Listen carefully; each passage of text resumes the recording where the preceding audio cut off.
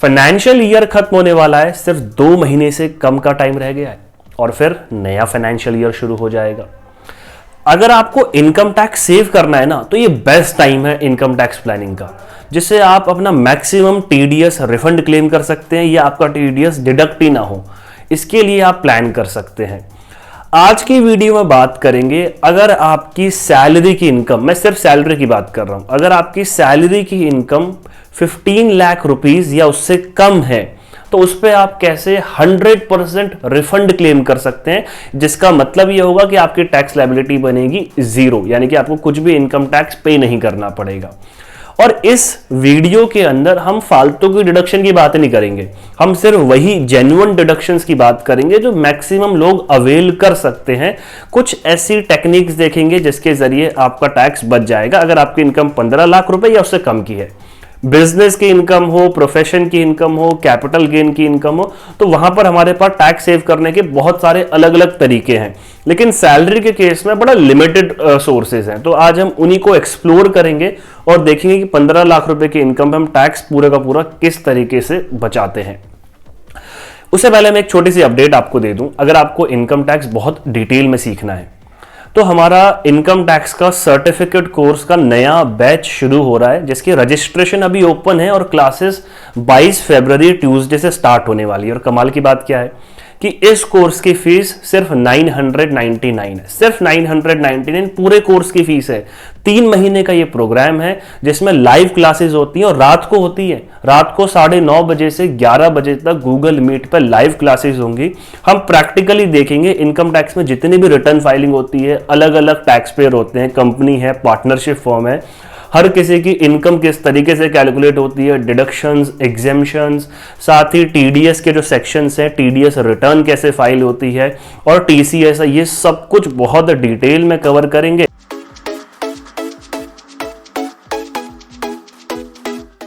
So basically हमें ये समझना है कि अगर इनकम हमारी 15 लाख रुपीस की है और उस पर हमें टैक्स को बचाना है, तो टैक्स कैसे बचेगा? अगर ये 15 लाख रुपए की हमारी ग्रॉस इनकम है, इस ग्रॉस इनकम में हम बहुत सारी डिडक्शंस वगैरह क्लेम करें और उनको क्लेम करके इस इनकम को 5 लाख रुपए तक ले आए। अगर हम इस 15 लाख को 5 लाख रुपए तक ले आए तो हमारा 100% इनकम टैक्स जो होगा वो हमें रिफंड के तौर पे मिल जाएगा।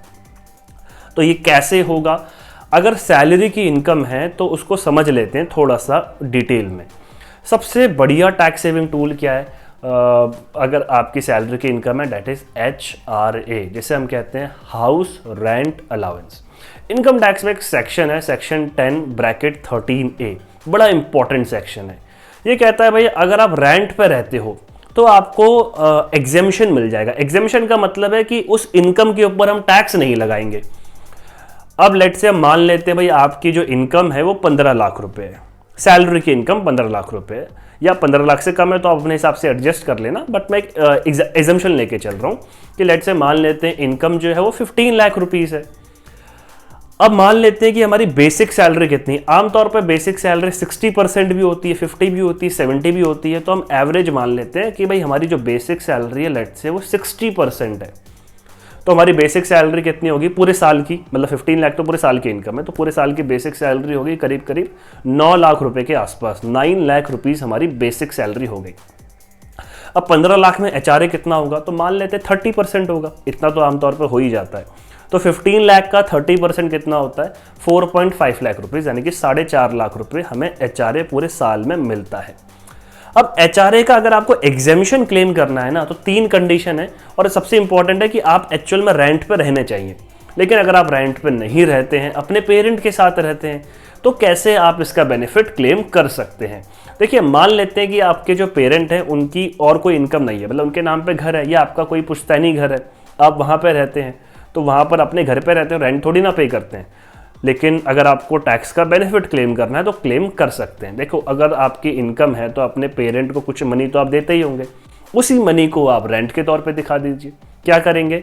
मान लेते हैं कि भाई आपकी मम्मी के नाम पे घर है और मम्मी की और कोई इनकम नहीं है, तो क्या करना है हमें लेट से ये दिखाना है कि भाई जो हमारी मदर है, हमने उनसे ये जो स्पेस है जिस पे हम रह रहे हैं, ये हमने रेंट पे लिया है। यानी कि मैंने अपनी मदर से रेंट पे वो घर लिया है, जहाँ या रूम लिया है या जो भी प्लेस है वो मैंने लिया है रेंट पर रहने के लिए, और मैं मदर को क्या पे करता हूँ, एवरी मंथ रेंट पे करता हूँ। तो मुझे क्या बताना है भाई, लेट से मैं कहता हूँ कि पूरे साल भर में जो मैं रेंट पे कर रहा हूँ वो 5 लाख रुपए का रेंट है। तो ये 5 लाख रुपए की ये इनकम किसकी हो जाएगी, मेरी मदर की हो जाएगी। तो मदर के हैंड्स में भी टैक्स नहीं लगेगा, मदर के हैंड्स में भी टैक्स नहीं लगेगा, क्योंकि 5 लाख तक की इनकम पे तो वैसे ही टैक्स नहीं है।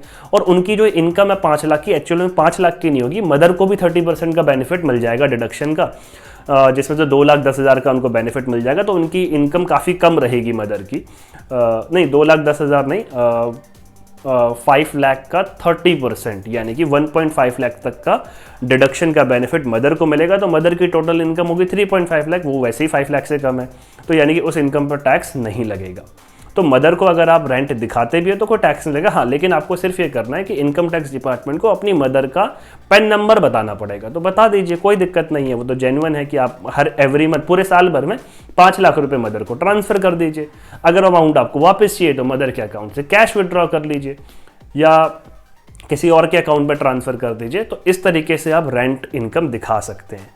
तो अब इसमें हमें क्या कहा गया कि हमें कितना HRA एग्जेम्पशन मिलेगा, तो कहा गया कि भाई 3 पॉइंट है, इन तीनों में से जो भी सबसे लोअर होगा ना, सबसे लोअर होगा वो आपको एग्जेम्पशन के तौर पे मिलेगा। तो हमने क्या कहा था कि हमारी टोटल इनकम, हमारी ग्रॉस इनकम जो है वो तो 15 लाख रुपए है सैलरी की, जिसमें मान लेते हैं 30% हमें HRA मिलता है। तो 4.5 लाख रुपीज़ हमें क्या मिल रहा है, HRA मिल रहा है। ये हो गया हमारा पॉइंट नंबर 1।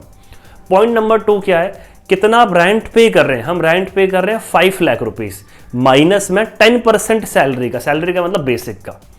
तो हमारी ग्रॉस इनकम तो 15 लाख थी, हमने बेसिक मानी थी 60%, जो कि 9 लाख होता है। 9 लाख का 10% होता है 90,000। तो 5 लाख जो हमने रेंट पे किया माइनस में 10% of the basic salary, that is 90,000, तो ये आ गया 4,10,000। और थर्ड पॉइंट क्या है कि भाई ये आप किस शहर में रहते हो। अगर आप रहते हो मेट्रो सिटी में, जो कि दिल्ली, मुंबई, चेन्नई, कलकत्ता है, तो यहाँ पर कहा गया आपकी सैलरी का जो 50% होगा ना बेसिक सैलरी का, वो हम मानेंगे पॉइंट नंबर 3 में। अगर आप इन शहरों के अलावा किसी दूसरे शहर में रहते हो तो वहाँ पर हम मानेंगे 40%। तो मान लेते हैं 50% मान लेते हैं, कोई पर्सन दिल्ली में रहता है या आप जिस भी शहर में रहते हैं तो उसके अकॉर्डिंग देख लेंगे। इन तीनों में सबसे लोअर क्या आता है भाई, actual HRA received that is 4.5 lakh, second rent paid minus 10% of salary, that is 4,10,000, and the third point is 50% of the basic salary, that is 4.5 lakh. तीनों में सबसे कम अमाउंट क्या है, तीनों में सबसे अमाउंट है सेकंड वाली अमाउंट, जो कि है 4,10,000 रुपीज़। तो 4,10,000 रुपये का आपको मिल जाएगा HRA एग्जेम्पशन। तो हमारी इनकम क्या थी, 15 लाख रुपए की थी। तो 15 लाख में से 4,10,000 का तो हमें HRA का एग्जेम्पशन मिल गया, यानी कि अब हमें 15 लाख पर टैक्स पे नहीं करना है। 15 लाख में से 4,10,000 माइनस कर देते हैं। तो ये इनकम हमें कितने तक लेके आनी है, 5 लाख तक लेके आनी है, ठीक है। इसके अलावा आपको क्या बेनिफिट मिलता है, आपको बेनिफिट मिलता है स्टैंडर्ड डिडक्शन का। स्टैंडर्ड डिडक्शन हर एम्प्लॉय को मिलता है 50,000 का, वो फिक्स है, चाहे उसकी सैलरी कितनी भी हो, 50,000 का उसे बेनिफिट मिलेगा ही मिलेगा। तो 4,10,000 का पहले बेनिफिट मिला था और 50,000 का फिर मिल गया स्टैंडर्ड डिडक्शन। तो ये हो गया 4,60,000, यानी कि 15 लाख से 5 लाख पे आना है तो 10 लाख रुपए तक का हमारा डिडक्शन वगैरह रहना चाहिए। अब देखो, जो स्टैंडर्ड डिडक्शन है, मतलब आपकी पॉकेट से तो कुछ गया नहीं है, तो सभी को मिलना है, तो ये पैसा आप ही के पास है। और जो 4,10,000 का हमने HRA का एग्जेम्पशन लिया है, वो भी आपकी पॉकेट से कहीं गया नहीं है, मतलब आपके घर पे ही पैसा है, तो वहाँ पर हमारा टैक्स बच गया है। इसके अलावा एक सेक्शन है जिसे हम कहते हैं सेक्शन 80C, और 80C जो है बड़ा इंपॉर्टेंट सेक्शन है, आप लोगों को ऑलरेडी पता ही होगा, मैक्सिमम लोगों को। 80C के अंदर हमें बहुत सारी डिडक्शंस का बेनिफिट मिलता है। देखो, डिडक्शन का मतलब होता है कि वो चीज़ हमारी इनकम के अंदर ऑलरेडी इंक्लूड है और फिर उसको हम डिडक्शन के तौर पर, डिडक्शन जनरली दिया जाता है कि अगर आप उस अमाउंट को किसी स्पेसिफिक इन्वेस्टमेंट के लिए खर्च कर रहे हो, गवर्नमेंट चाहती है कि आप इस जगह पे इन्वेस्ट करो, या गवर्नमेंट चाहती है कोई बहुत ज़रूरी खर्चे हैं उसके लिए आप पैसे खर्च करो। जैसे गवर्नमेंट चाहती है कि भाई फिक्स डिपॉजिट करो बैंक में और पैसा रख दो 5 साल के लिए लॉक इन, कि आप निकाल ना सको। जैसे बैंकिंग कंपनीज को बहुत सारा फंड मिल जाएगा जिससे कि वो बहुत सारे लोगों को लोन दे सकते हैं। तो आपसे गवर्नमेंट कह रही है कि 5 साल के लिए बैंक में पैसा रख दो। उस फिक्स डिपॉजिट पे जो आप पैसा रखोगे उतना डिडक्शन आपको मिल जाएगा। बट वो फिजिबल ऑप्शन नहीं है, क्योंकि फिक्स डिपॉजिट अगर आप 5 साल के लिए रख दोगे, इन्फ्लेशन का रेट 4 to 5% है, आपको मुश्किल से 6 से 7% वहाँ बेनिफिट मिलता है, तो कोई इंटरेस्ट मिलता है, तो कोई खास बेनिफिट आपको यहाँ नहीं मिल रहा है। या फिर आप पब्लिक प्रोविडेंट फंड जो होता है PPF, वहाँ पर अपना कुछ पैसा सेव कर सकते हो, लेकिन PPF में भी पैसा कई सालों तक लॉक इन रहता है, अराउंड 15 ईयर्स तक, और वहाँ पर भी कोई बेनिफिट नहीं है, क्योंकि 7 to 8% आपको इंटरेस्ट मिलता है, जो कि बहुत कम है आज के ज़माने में। तीसरा ऑप्शन आपके पास क्या है, आप इक्विटी लिंक्ड सेविंग स्कीम, जिसे हम ELSS म्यूचुअल फंड कहते हैं, यानी कि ऐसे म्यूचुअल फंड जो कि कंपनीज के शेयर्स खरीदते हैं। यानी कि अगर मान लो कोई म्यूचुअल फंड है, जैसे HDFC का कोई म्यूचुअल फंड है, अगर कोई म्यूचुअल फंड में होता है कि बहुत सारे लोग थोड़ा पैसा HDFC को देंगे। अब HDFC क्या करेगा, उन पैसे को इकट्ठा करेगा और किसी कंपनी में, बहुत सारी कंपनीज में शेयर्स खरीद लेगा या अलग अलग तरीके के इन्वेस्टमेंट करेगा, और वहाँ से जो रिटर्न आएगा वो देगा उस शेयर होल्डर, उस यूनिट होल्डर को, म्यूचुअल फंड के पर्सन को, ओनर को। तो म्यूचुअल फंड में होगा क्या कि अगर वो ELSS म्यूचुअल फंड है, यानी कि ऐसा म्यूचुअल फंड जो कि एटलीस्ट 65% जो अमाउंट होता है या उससे ज़्यादा होता है, वो कंपनीज में पैसा लगाता है, उनके इक्विटी शेयर्स खरीद के। यहाँ पर पैसा आपके लिए 3 साल के लिए लॉक इन रहता है, जो कि ठीक है, आमतौर पे कोई बहुत मेजर दिक्कत यहाँ पे नहीं है।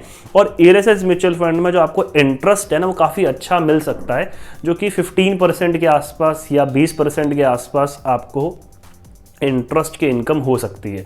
तो ये एक बहुत अच्छा ऑप्शन है जिसमें क्या पैसा लगा सकते हो और पैसा आपको ग्रो भी हो रहा है। तो ये आपका खर्चा नहीं है, मतलब आपके पास 15 लाख रुपए अगर आपकी इनकम है तो 15 लाख रुपए खर्च थोड़ा ना कर दोगे, कहीं ना कहीं तो सेव करोगे। तो बैंक में सेव करने से अच्छा है कि उस पर टैक्स लग जाएगा, इससे अच्छा है कि उसे ELSS म्यूचुअल फंड में लगा दीजिए।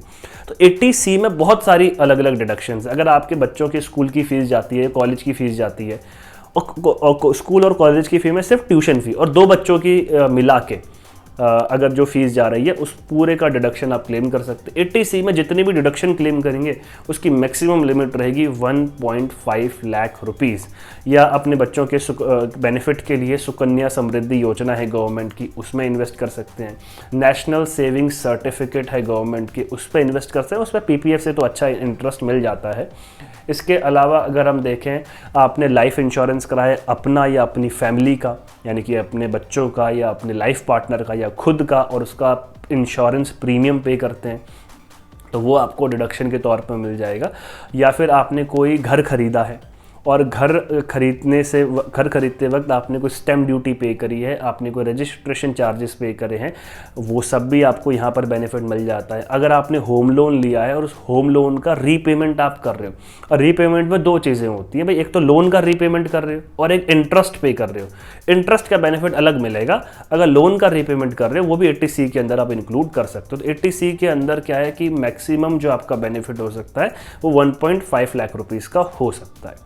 तो ये आमतौर पे आपको करना ही चाहिए, इसमें आपका कोई नुकसान नहीं है, बल्कि आप ही का जो पैसा है वो इन्वेस्ट हो रहा है अलग अलग प्लेसेस पर, जैसे आप फ्यूचर में आपको अच्छा रिटर्न मिलेगा ही मिलेगा।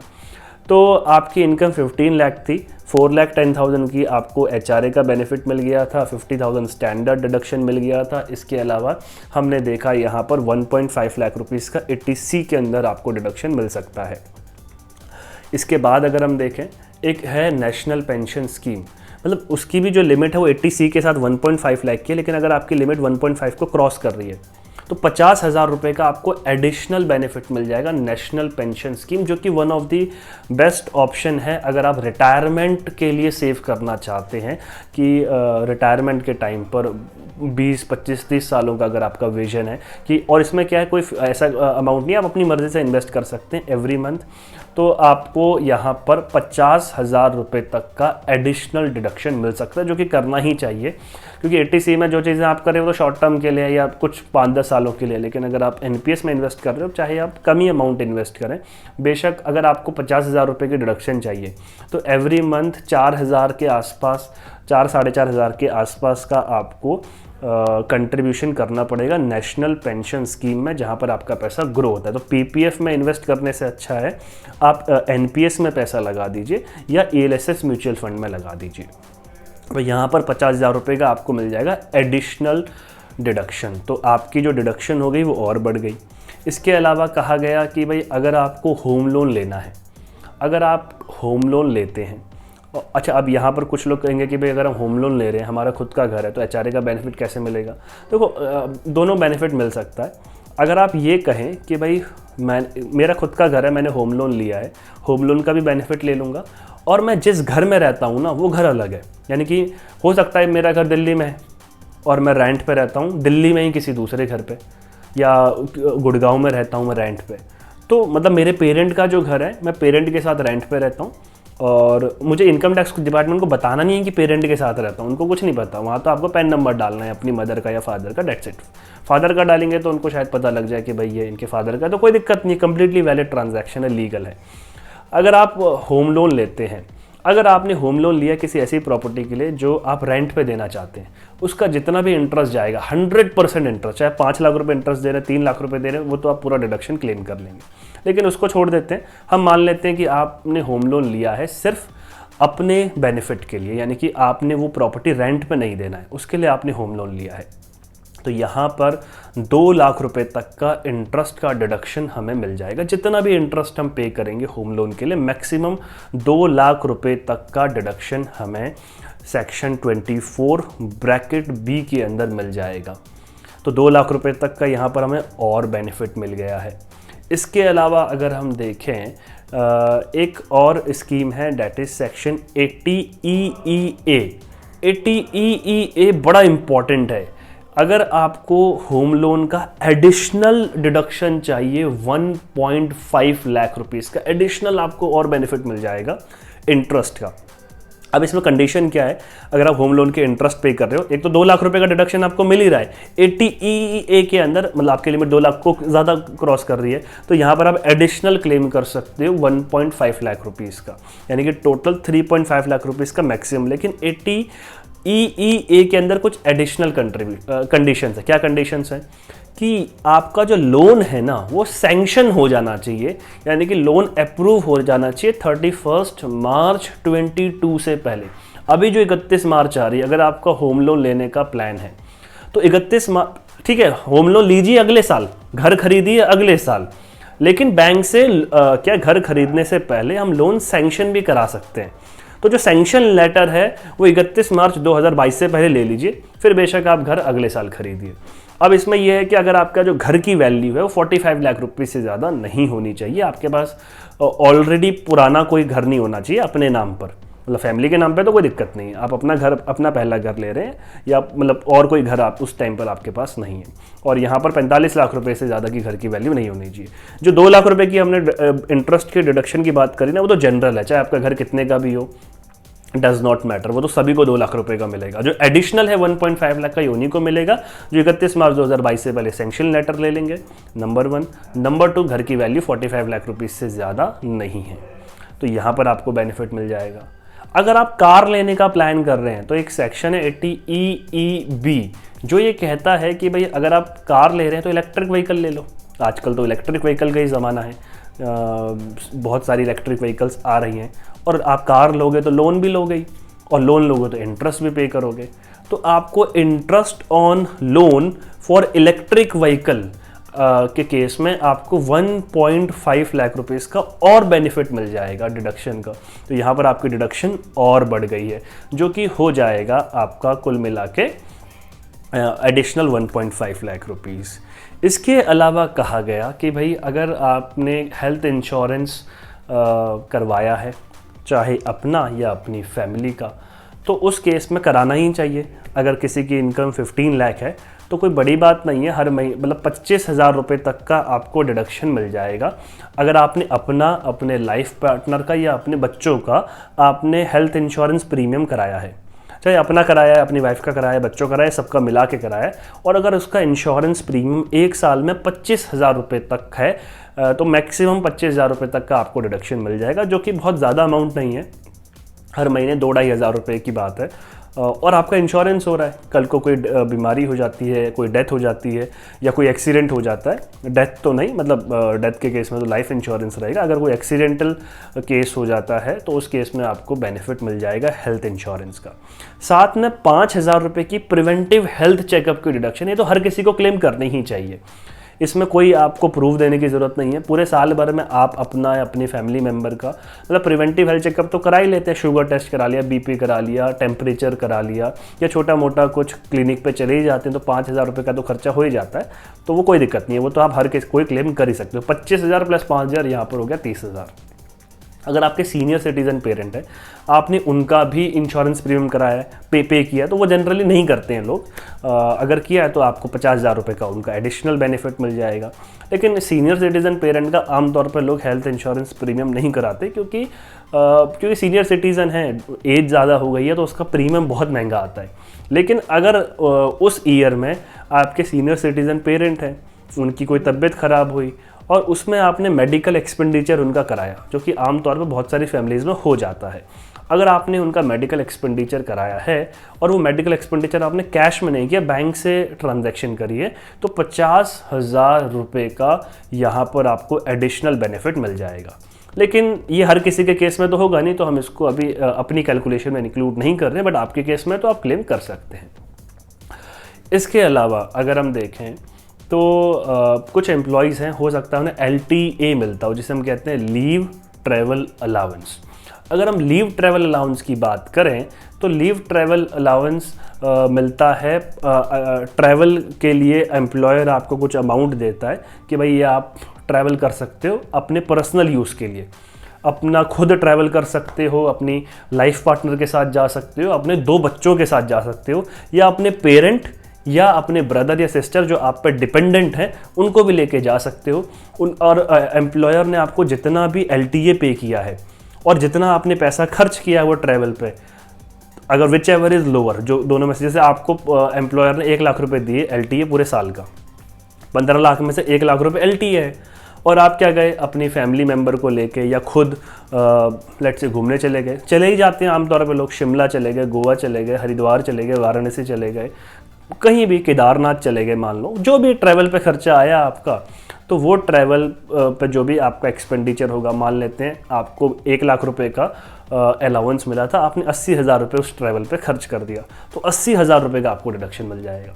लेकिन एवरी ईयर नहीं मिलेगा, 4 सालों में 2 बार आप जा सकते हैं, 2 बार आप LTA का बेनिफिट ले सकते हैं, 2 से ज़्यादा बार LTA का बेनिफिट नहीं मिलेगा।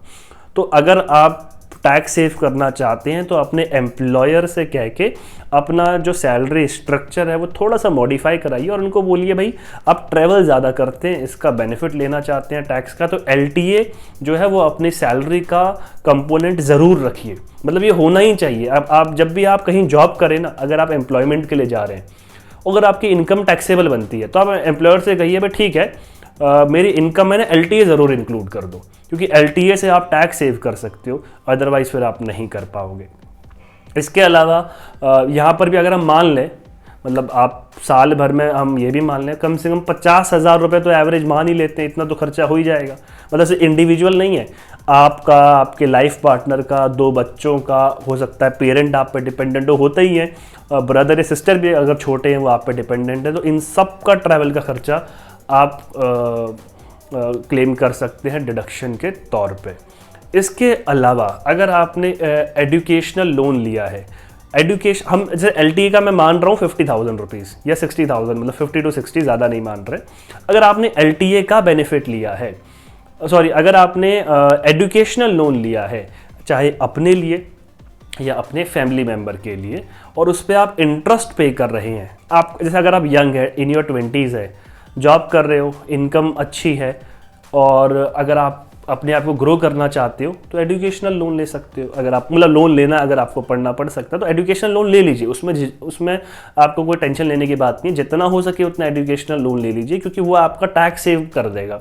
जितना भी इंटरेस्ट आप पे करोगे एजुकेशनल लोन पर, अराउंड 7 to 8% का इंटरेस्ट रेट रहता है एजुकेशनल लोन पर, तो वो इंटरेस्ट का पूरा 100% इंटरेस्ट जो होगा वो डिडक्शन के तौर पे आपको मिल जाएगा। मतलब अगर आप 5 लाख रुपए भी एजुकेशनल लोन लेते हो, 5 लाख रुपए लेते हो, तो उसका 7 to 8%, जो कि अराउंड 30-35 हज़ार रुपये के आसपास आपको डिडक्शन एडिशनल मिल जाएगी। तो इस तरीके से अगर हम सारे डिडक्शंस कैलकुलेट कर लेना, मतलब 4.1 उसके बाद 50,000, उसके बाद 1.5, फिर 50,000, फिर 2 लाख रुपीज़ की, फिर 80 के अंदर 1.5, 80 के अंदर 1.5। इसके अलावा हेल्थ इंश्योरेंस के अंदर 30,000 मान लेते हैं, LTA का 50,000 मान लेते हैं। अगर आप इन सब को टोटल करेंगे ना, आपकी जो टोटल इनकम है मतलब 15 लाख से वो कहाँ तक आ जाएगी, मतलब 4-4.5 लाख तक आ जाएगी, 3.5 तक आ जाएगी, जिससे कि आपका 100% मतलब 5 लाख तक भी आ गई या 5 लाख से कम भी आ गई तो 100% टैक्स माफ़ हो जाएगा। या अगर किसी की इनकम 8 लाख रुपए तो उसे बस इनमें से जो जो आपको ठीक लग रहा है उतना इन्वेस्ट कर लीजिए। 8 लाख है, 3 लाख रुपए इन्वेस्ट कर लीजिए, 5 लाख तक इनकम आ गई, टैक्स सेव हो जाएगा। या 8 लाख की इनकम है तो टैक्स वैसे ही सेव कर सकते हो HRA दिखा के, HRA का कुछ बेनिफिट लेके, 80C का बेनिफिट लेके। आई होप आपको वीडियो पसंद आई होगी। इस तरीके से हम टैक्स बचा सकते हैं। मैंने कोई फालतू की डिडक्शन आपको नहीं बताई। कुछ होती हैं कि भाई डिपेंडेंट है कोई डिसेबल पर्सन आप पे तो उसका, लेकिन ये बहुत कम लोगों के ऊपर अप्लाई होता है तो उसका यहाँ पर जिक्र करके कोई फ़ायदा है नहीं। अगर आप ऐसे ही इनकम टैक्स बहुत डिटेल में सीखना चाहते हैं, रिटर्न फाइल करना सीखना चाहते हैं, TDS सीखना चाहते हैं, ग्रो करना चाहते हैं इस प्रोफेशन में, तो ज्वाइन करिए हमारा इनकम टैक्स सर्टिफिकेट कोर्स। बहुत अमेजिंग कोर्स है। ऐसा रेवोल्यूशनरी कोर्स यूट्यूब पे या कहीं भी आपको ऑल ओवर इंडिया नहीं मिलने वाला है। सिर्फ 999 पर 3 महीने लगातार लाइव सेशंस अल्टरनेट वीकडेज पर रात को 9:30 से 11 बजे तक, और ये सर्टिफिकेट कोर्स है। तो thank you so much for joining today's video. अगर आपके कोई भी डाउट हैं तो मुझे बताइए।